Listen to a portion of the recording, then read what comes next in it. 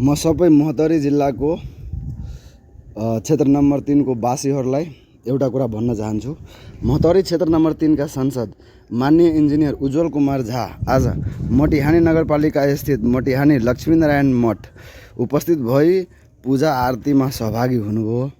उहाँले स्थानीय नागरिकहरूसँग प्रत्यक्ष संवाद गर्दै क्षेत्रको समग्र विकास, पूर्वाधार सुदृढीकरण, कृषि, शिक्षा तथा जनजीवनसँग जोडिएका महत्त्वपूर्ण विषयहरूमा गम्भीर छलफल गर्नुभयो।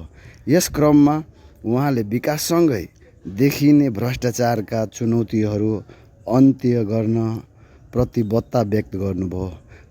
जवाबदेहिता र सुशासनलाई प्राथमिकतामा राख्दै जनताको विश्वास जित्ने र दिगो विकास सुनिश्चित गर्ने उहाँको धारणा रहेको छ। यस प्रकारको सक्रिय उपस्थिति र स्पष्ट प्रतिबद्धताले जनता प्रतिनिधि र जनता बीचको सम्बन्ध अझ मजबुत बनाउँदै सकारात्मक परिवर्तनको सन्देश दिएको